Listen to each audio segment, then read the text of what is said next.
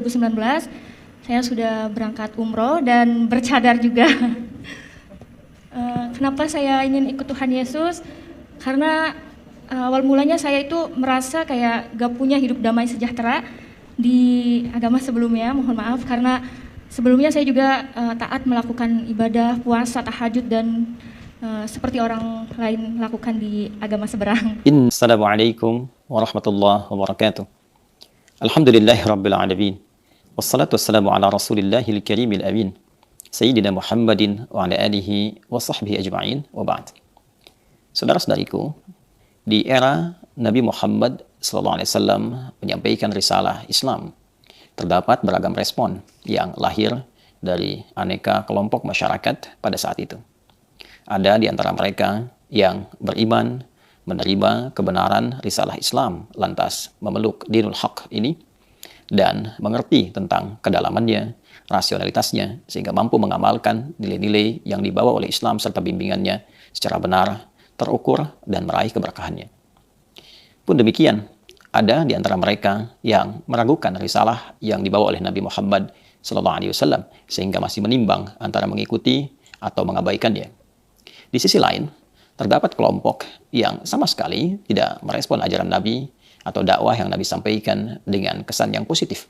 Mereka cepat mengabaikan dan meninggalkan dakwah Nabi. Bahkan juga disertai dengan tuduhan atau bahkan juga tantangan-tantangan yang melahirkan pergolakan-pergolakan tertentu sampai ke level yang bersifat menyakiti, baik verbal ataupun fisikal.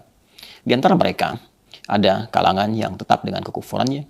Ada orang yang di lisannya menyatakan keislamannya, namun perilakunya justru menyimpang dari nilai-nilai keislaman, bahkan merencanakan perilaku yang menentang terhadap dakwah Nabi Muhammad SAW.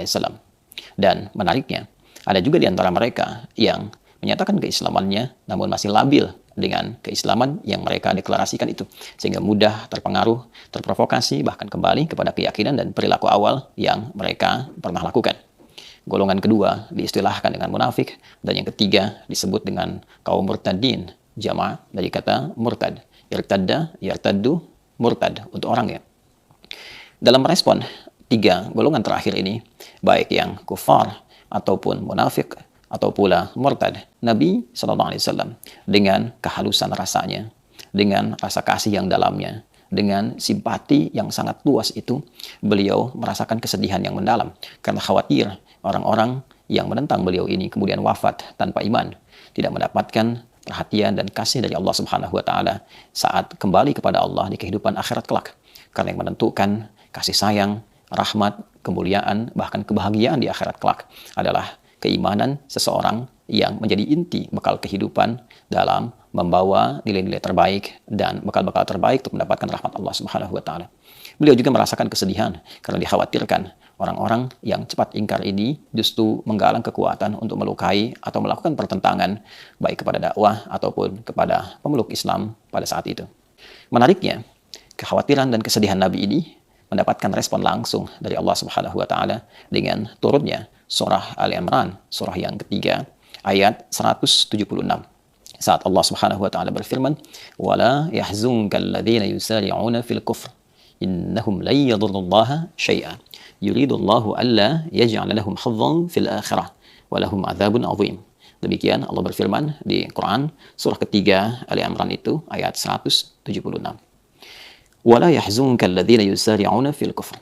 Ya Muhammad sallallahu alaihi wasallam, tidak harus respon kekufuran mereka yang cepat itu, yang menghindar dari dakwah itu, yang melakukan pertentangan itu, menjadikan engkau cepat merasakan sedih yang mendalam.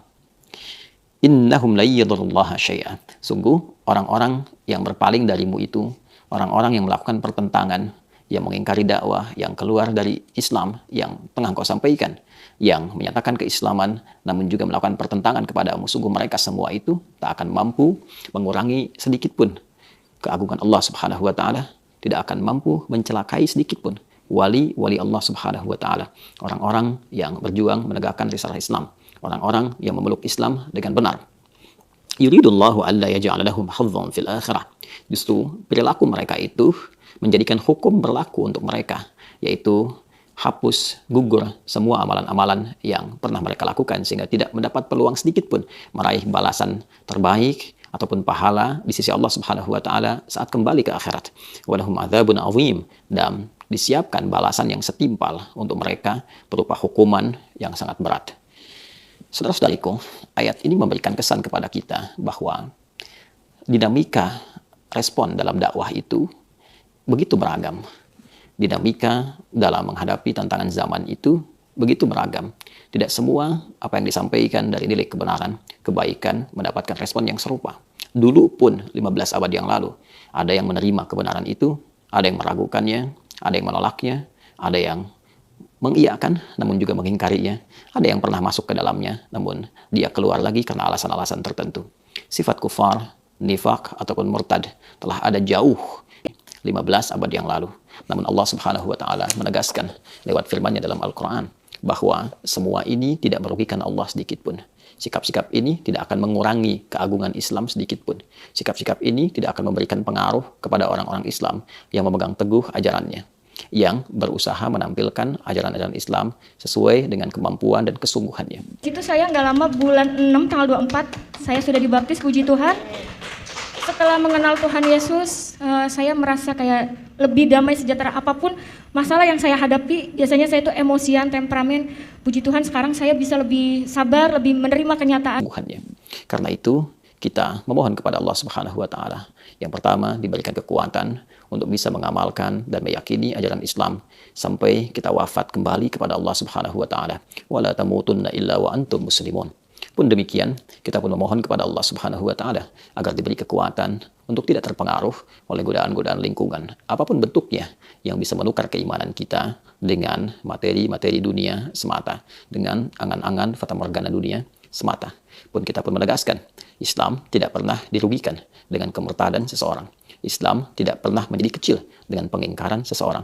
Justru Islam datang membawa risalah rahmat untuk menawarkan kedamaian, ketentraman, kebaikan, dan selebihnya itu pilihan yang akan dipertanggungjawabkan saat kembali kepada Allah Subhanahu wa taala di hari kiamat kelak. Dalam kehidupan bermasyarakat, berbangsa, bernegara, kita tetap saling menghormati, kita tetap saling bertoleransi dalam kebaikan, bersama-sama bekerja, bersama-sama bertawun untuk membangun, memakmurkan bangsa, negeri tercinta.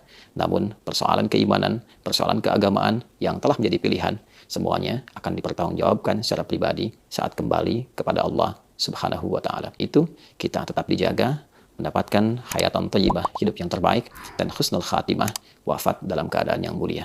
Subhanakallahumma bihamdika, nasyhadu an la ilaha illa anta, nastaghfiruka wa natubu ilaik. Assalamualaikum warahmatullahi wabarakatuh.